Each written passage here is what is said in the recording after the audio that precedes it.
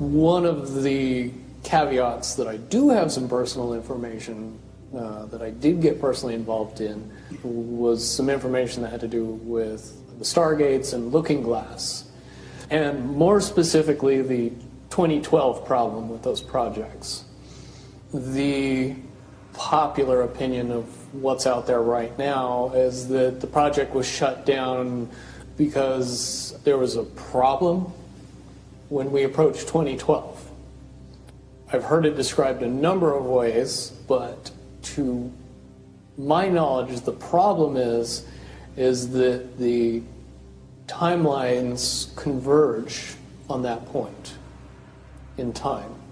And when you know enough about the Stargate projects and the Looking Glass project to know how string theory works and how the possibility of possibilities works and how making one choice over here doesn't necessarily mean that the other choice couldn't exist at the same time.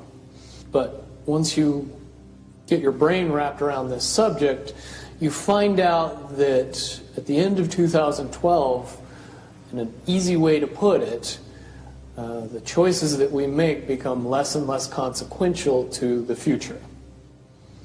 And eventually we're pushed into this bottleneck of time, no matter which choice we make.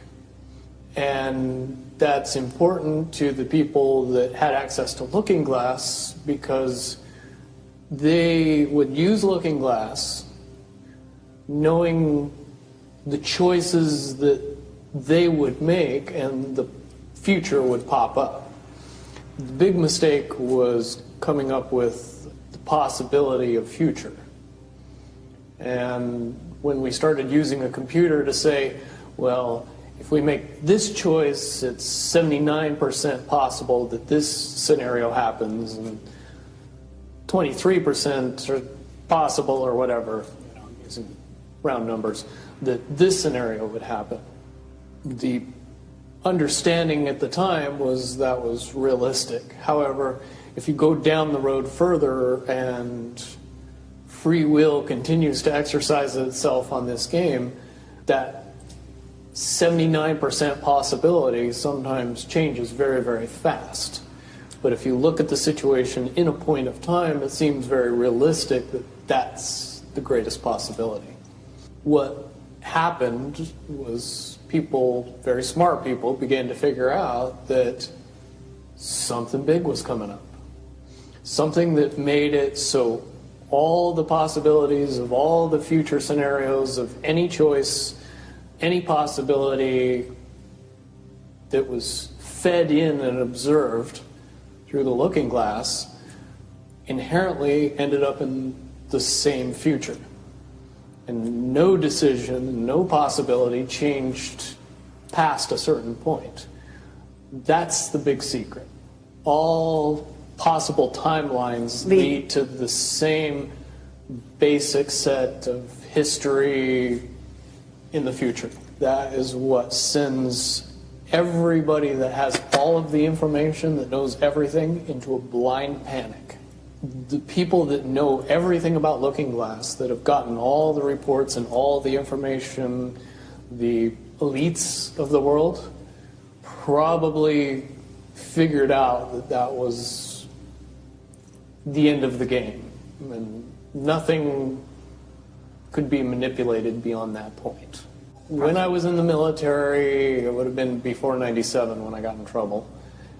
One of my particular areas that I was amazingly intuitive about is problem solving / mission planning, or more specifically, taking a bad mission and fixing it. Certainly knowing how string theory and possible futures works makes it so you can work your mind very quickly to see the reality of what's happening and decide what decisions need to be made to change it for a particular outcome. At a certain point, after they're done hearing the computer tell them this is what's going to happen over and over and over and over again, all they become focused on is how do we fix it? What I do know is that I was called in and asked to solve this problem, this timeline contraction problem. And I eventually did my due diligence and did all the investigating and basically only had one piece of information, and that was reinforcement. The computer's right. The timelines will contract down to some inevitable thing. There is an inevitable event. It's been forecast, it's been predicted, it's been fed to us in a slop trough of what they want us to believe will happen. They don't actually have control over what happens. They only have control over the reaction, and it seems that no matter what they try to do to cause their desired reaction, it's going to have an opposite effect. Much, much easier for me to explain today what that process is as opposed to back then. If I had to give it a name, I would say it's the awakening process. It's an evolution of consciousness that cannot, will not, and no matter what decisions or possibilities are injected into the equation, eventually it all resolves down to us all learning the truth and becoming aware of this massive dam of lies that has been built that keep us from knowing massive volume of information that we should otherwise possess.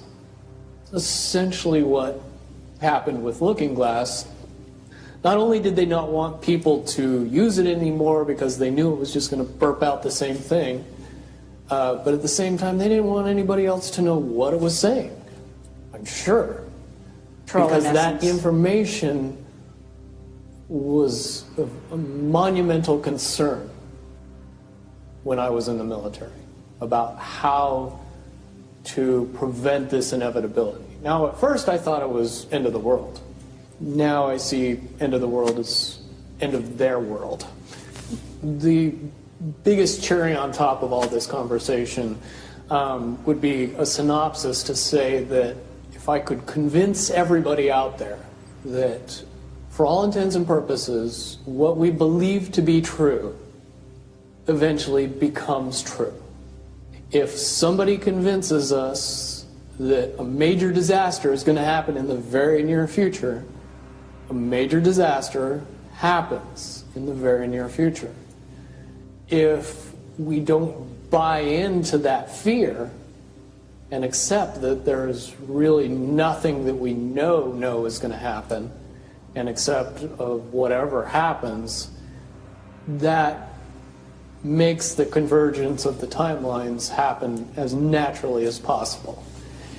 Any attempts to try to go away from this one inevitable conclusion, I again see as a new beginning, an end of this reality, the beginning of something that we can't even possibly understand based on the level of our beliefs currently.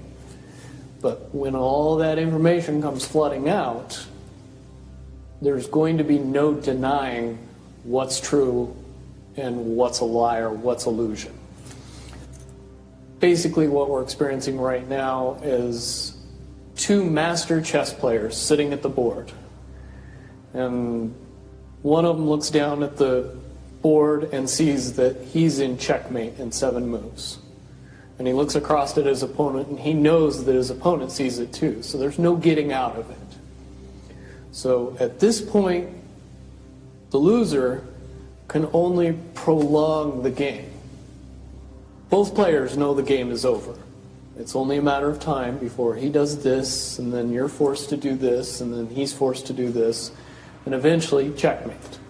We, as a race, if we could understand that the game is over, that based on the rules of the game, the bad guys have already lost, the good guys have already won. Yes, there's moves left on the table, but those moves are being forced by the player that is going to win. The only way that checkmate can't happen is if the player that's winning makes a mistake.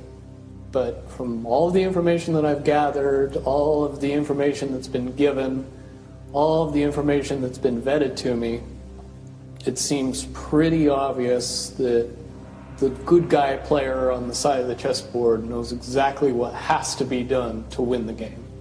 And so at this point, any mistake would be all but impossible.